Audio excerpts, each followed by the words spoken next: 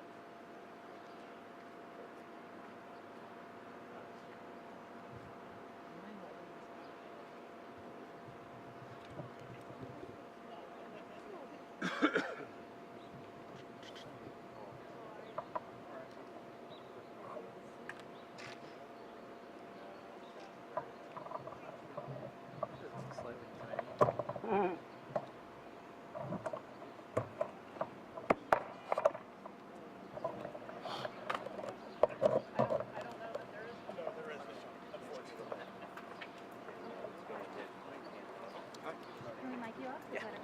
Thank you.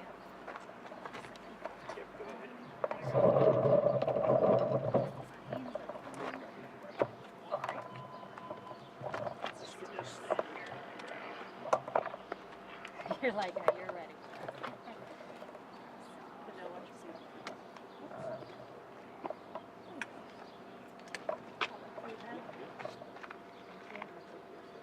Multiple. Like a Christmas tree.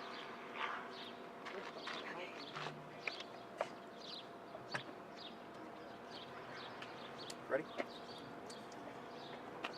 I'm Assistant Chief Michael Wally. Wally is W-O-L-L-E-Y. Over my right shoulder is Deputy Chief Tanya Terry over Operations Division. To my left is Deputy Chief Kendall Adams, who's over our Investigations Division. And to his immediate left is Deputy Chief Rick Riddle, who's over our Policy Team. I'm saddened to be here. Once again, we find ourselves in a situation where trauma ripples out within our community. And I recognize the impact that this has on our community, the involved, and our officers. The information I'm about to give you right now is preliminary and subject to change as we further the investigation.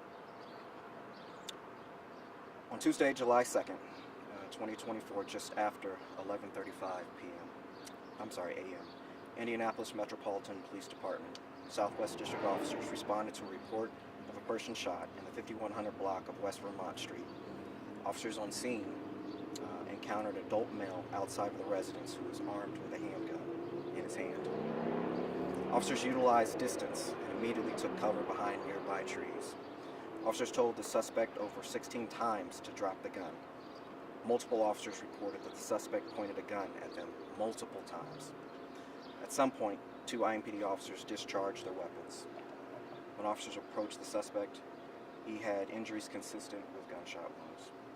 Indianapolis EMS Medical Services was already staged and at a nearby intersection due to the initial dispatch run of a person shot. The suspect was transported to an area hospital in critical condition. Detectives located a handgun at the scene and near where the suspect was located. A photo of the handgun will be sent out to our media desk later on. The initial 911 caller was a male who reported he had been shot. The caller provided a description of the alleged shooter as a white male wearing a white t-shirt and stated that the suspect was still at the house.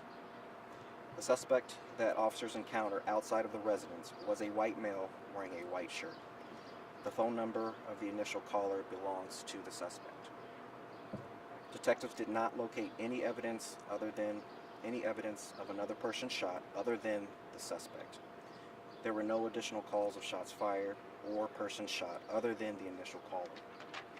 Detectives located a note inside of the house stating that the suspect planned to commit suicide.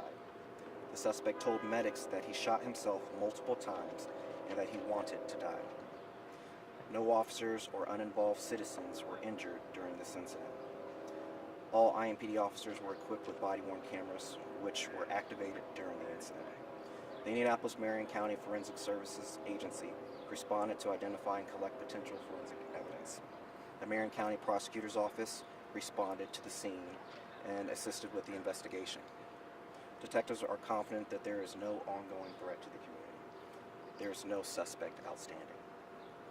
The IMPD Critical Incident Response Team responded to the scene to conduct a criminal investigation. A separate administrative investigation is being conducted by IMPD Internal Affairs. The 2 IMPD officers who fired their firearms have been placed on administrative leave as is standard procedure in an officer-involved shooting investigation. The Civilian Majority Use of Force Review Board will conduct a mandatory hearing for any attempted use of deadly force against a person. This occurs at the conclusion of the criminal process. The Police Officer Support Team responded and provided peer support for our officers. The IMPD Chaplain's Office responded to assist with those involved. The IMPD Victims Assistance Unit responded to assist officers and detectives. Anyone with information is asked to call Detective Larry Homicide by office at 317-327-3475. That's the facts, Evansville. I'll take questions. Did he shoot himself before he called? Is there any indication that he also shot himself and then was outside waiting with his gun? So it's still unclear. Information does kind of lean in that direction, but we're still trying to confirm these details. But despite shooting himself, he was still able to be outside and pointing his gun at Yes, ma'am, several times. And did his suicide note mention anything about like suicide, engaging police officers to help do that, or no? I don't have the details of the actual note. Okay. Do you know how old this person was, roughly? I don't know his age. I know he was a little older. Do we know if he lived alone? Is there anybody else in the house? I believe he was married, and she was not here at the time. No, I'm sorry. I believe he was married. And is he still in critical condition, did you say? Yes, ma'am. He's in critical condition.